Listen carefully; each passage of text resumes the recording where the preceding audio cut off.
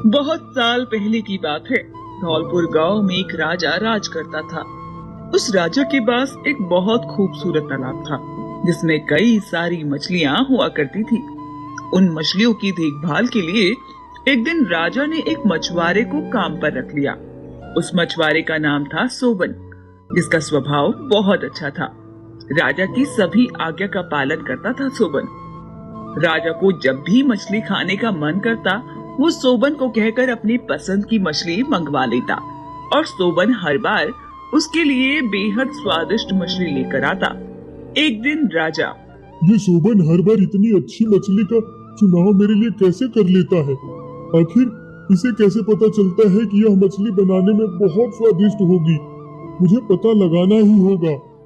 राजा ने इतना कहा और फिर अपने गुप्तचर को आवाज लगाकर अपने दरबार में बुलाया।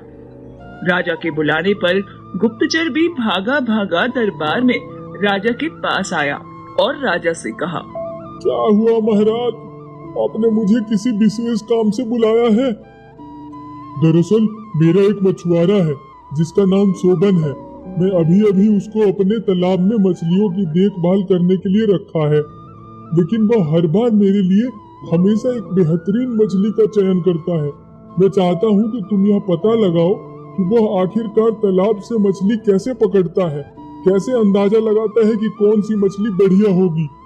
जी महाराज, मैं जल्द से जल्द इस बात का पता लगाने की कोशिश करता हूँ।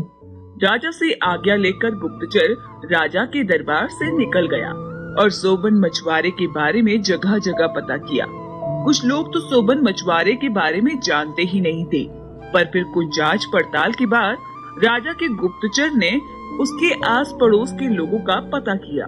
पर जैसे ही उस गुप्तचर ने सोबन के पड़ोसी से सोबन के मछली पकड़ने को लेकर बात की, तो वो जोर जोर से हंसने लगे और गुप्तचर से बोले, अरे भाई साहब, सोबन मछुआरे को तो मछली पकड़नी ही नहीं आती। हमें तो आश्चर्य है कि राजा साहब ने आखिर उसे क्या सोचकर अपने तालाब पर मछली की रखवाली के लिए रखा है। पड़ोसी की ये बात सुनकर गुप्तचर को लगा कि शायद वो पड़ोसी सोबन से जलता था। ऐसे में उस पड़ोसी की बात को अनसुना करके गुप्तचर कई और लोगों के पास सोबन के बारे में जानकारी निकालने के लिए पहुंच गए, पर हर जगह उसे यही सुनने को मिला, अरे ये तो आश्चर्य की बात है। अगर सोबन मछुआरा मछली पकड़ना नहीं जानता, तो फिर वो राजा साहब के लिए मछलियाँ कैसे पकड़ता है? ये सोचकर गुप्तचर राजा के महल में वापस आ गया। गुप्तचर को महल में वापस आता देख राजा ने उससे कहा, क्या खबर लाए हो गुप्तचर? जो काम हमने तुम्हें सौंपा था वो हुआ कि नहीं? राजा साहब, मैं सोबन मछुआरे के बारे में हर जगह पता लगवाया। कुछ लोग तो सोबन के बारे में ज्यादा कुछ जानते ही नहीं थे, और जो लोग उसके आस पड़ोस में रहते थे उनका कहना है कि सोबन तो मछलियां पकड़ना ही नहीं जानता। पहले मुझे लगा कि शायद वह लोग सोबन से जलन के मारे यह बात कह रहे थे, लेकिन गांव में एक भी इंसान नहीं था जिसने यह कहा हो कि सोबन को मछलियां पकड़ना आता है। गुप्तचर की बात सुनकर राजा सोच में पड़ गया कि आखिरकार ऐसा कैसे हो सकता है। ये सोचकर राजा ने खुद से कहा, गुप्तचर भी ये पता लगाने में असमर्थ है। ऐसे में मुझे ही अब ये पता लगाना होगा कि सोबन मछुआरा मछली आखिर कैसे पकड़ता है। खुद से ये कहकर राजा ने तुरंत दास को आदेश दिया और सोबन मछुआरे को फौरन दरबार में हाजिर होने को कहा। राजा के बुलाने पर थोड़ी देर बाद दरबार में जब सोबन आया, तो राजा ने सोबन से कहा, सुनो सोबन, आज तुम मेरे लिए तालाब से सबसे बड़ी मछली पकड़कर ले आओ। मेरा मछली खाने का बहुत मन हो रहा है। ठीक है राजा साहब, मैं आपके लिए एक अच्छी मछली लेकर आता हूँ। आशा करता हूँ कि आपको पसंद आए। राजा के आदेश के बाद सोबन मछुआरा मछली पकड़ने के लिए तालाब की ओर चल पड़ा। सोबन अभी तालाब पर जा ही रहा था कि तभी राजा भी दबे पांव सोबन के पीछे पीछे चल पड़े।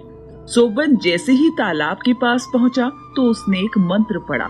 सोबन को मंत्र पढ़ते देख राजा चुपके से देख रहे थे। अरे ये क्या?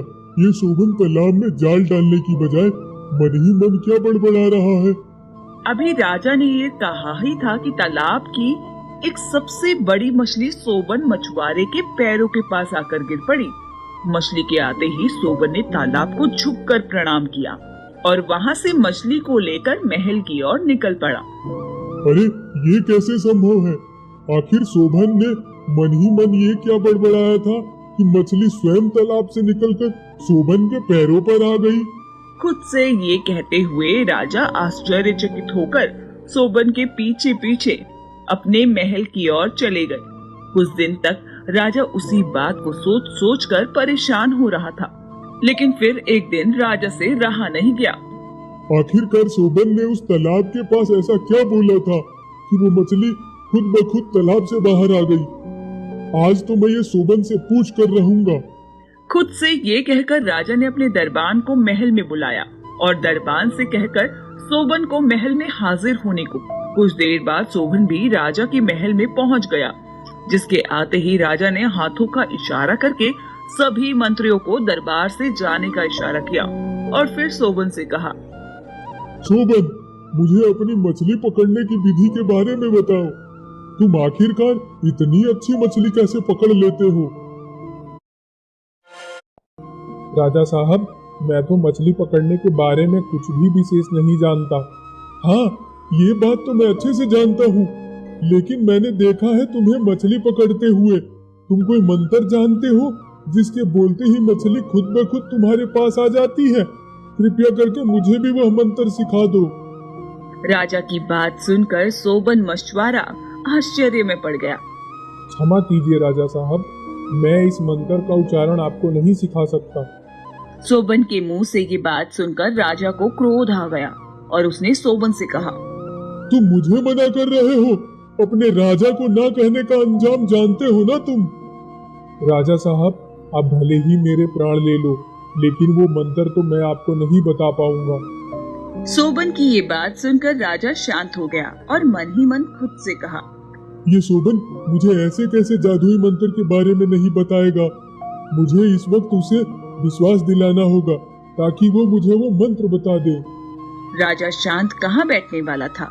ऐसे में कुछ सोचते हुए राजा सोबन मछुआरे से बार बार मंत्र सीखने को कहने लगा और उसे विश्वास दिलाने लगा कि वो इसके बारे में किसी को भी नहीं बताएगा।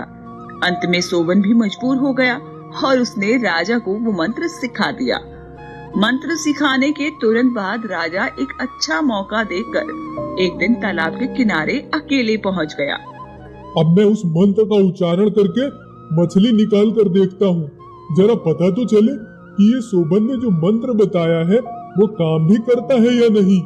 ये कहकर राजा ने सोबन के बताए उस मंत्र का उच्चारण करना शुरू कर दिया। एक मछली उनके पैरों के पास आकर गिर पड़ी। अरे वाह, ये मंत्र तो वाकई में असरदार है। अब देखो मैं क्या करता हूँ।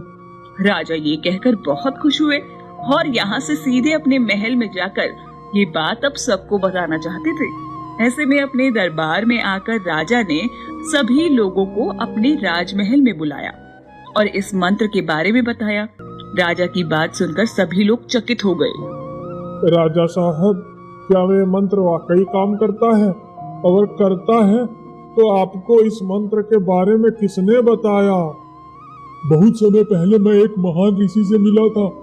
उन्होंने ही इस मंत्र के बारे में मुझे यह जानकारी दी थी। राजा की बात सुनकर सभा में मौजूद सभी लोग इस बात की सच्चाई जानने के लिए तालाब के किनारे पहुंच गए और मंत्र का उच्चारण करने लगे। लेकिन मंत्रियों और तमाम लोगों के द्वारा कई बार मंत्र बोले जाने के बाद भी एक भी मछली तालाब से बाहर नहीं निकली। अरे ये क्या हुआ? इतनी बार मंत्र बोलने के बाद भी एक मछली तक तालाब से नहीं निकल आई। राजा साहब, आखिरकार हमारे से ऐसा मजाक कैसे कर सकते हैं? हमें अभी चलकर उनसे बात करनी ही होगी। हाँ, सही कह रहे हैं आप। अब हमें उनसे बात करनी ही होगी। जो लोग इस वक्त तालाब के पास उस मंत्र की सच्चाई जानने आए थे, वो अब राजा से नाराज होकर उनके दरबार में पहुंचे और वहां पहुंचकर सभी ने तालाब के पास जो कुछ भी हुआ वो सब राजा को बताया, जिससे राजा को सभी मंत्रियों के सामने काफी शर्मिंदा होना पड़ा। इसके बाद राजा मन ही मन सोबन मछुआरे पर गुस्सा होने लगे और उसे अपने मंत्री को बोलकर फौरन राजमहल में बुलाया। और सोबन के आते ही राजा ने गुस्से से टमटमाते हुए उससे कहा, तुम तो कह रहे थे कि उस मंत्र के उच्चारण से मछलियां तालाब से खुद ब खुद बाहर आ जाती हैं। झूठ बोल रहे थे तुम। सोबन से ये कहकर राजा अपने तमाम मंत्रियों को लेकर उस तालाब के पास पहुँचे और वहीं सोबन को सजा सुनाने का आदेश दिया कि तभी तालाब से अचानक से आवाज आई, सुनो राजन, तालाब से एक भी मछली नहीं निकली। इसमें सोबन का कोई दोष नहीं है, बल्कि इसमें तुम्हारी ही गलती है। तुमने अपने गुरु को गुरु नहीं माना, जिसने तुम्हें ये मंत्र सिखाया, इसीलिए मछली तालाब से नहीं निकली। अगर तुम अपने गुरु को स्वीकार करते तो ऐसा बिल्कुल नहीं होता। तालाब की बात सुनकर राजा को अपनी गलती का एहसास हुआ। उसने तुरंत मछुआरे से माफी मांगी और उसे अपने गुरु के रूप में स्वीकार किया, जिसके बाद वो मंत्र भी काम करने लगा। तो देखा दोस्तों, इस कहानी से हमें सीख मिलती है कि इंसान को कभी भी झूठ नहीं बोलना चाहिए और ना ही अपने गुरु का अपमान करना चाहिए।